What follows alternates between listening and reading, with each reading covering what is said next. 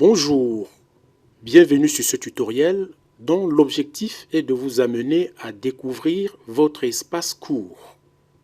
Après connexion sur Moodle, l'enseignant accède à tous ses cours, tels que nous pouvons le voir en dessous de cette image. Découvrons l'espace cours Virologie générale du docteur Hervé Fongan. Une page de cours se compose de 3 espaces.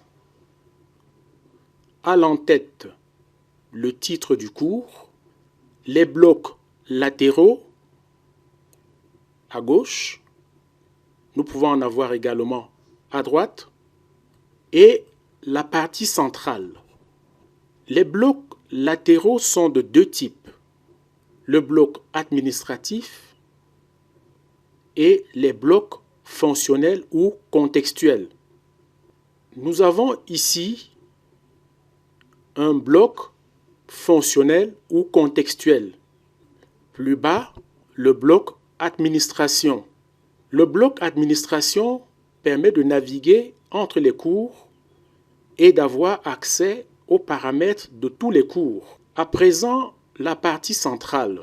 En dessous du titre du cours, la partie centrale ou espace d'apprentissage. Cette partie contient le contenu du cours. Nous parlerons du parcours pédagogique. Il s'agit de créer un enchaînement d'activités pédagogiques et de mise à disposition des ressources. La partie d'apprentissage comporte plusieurs sections.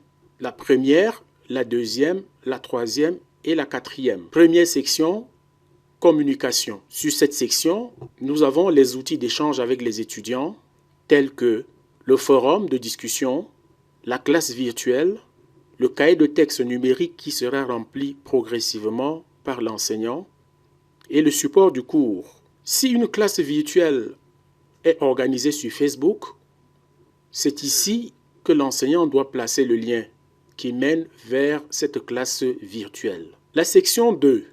Cette section englobe les activités de la première séquence ou les activités de la première semaine. Chaque section doit commencer par un contenu, se poursuivre par des activités d'apprentissage et se terminer par une évaluation formative. C'est ici que l'enseignant doit placer la première séquence de son cours, proposer les activités d'apprentissage et terminer par l'évaluation. La section 3, cours et activités de la semaine 2 ou séquence numéro 2 du cours. Même scénario qu'au cours de la première semaine. La section 4, même scénario que précédemment. À la fin de son cours, l'enseignant doit soumettre les étudiants à une évaluation sommative. Nota pour terminer, chaque élément du cours doit être accompagné d'une explication et ou d'une consigne d'utilisation. Au cours de ce tutoriel, nous avons présenté l'espace cours. À vous de jouer. À bientôt.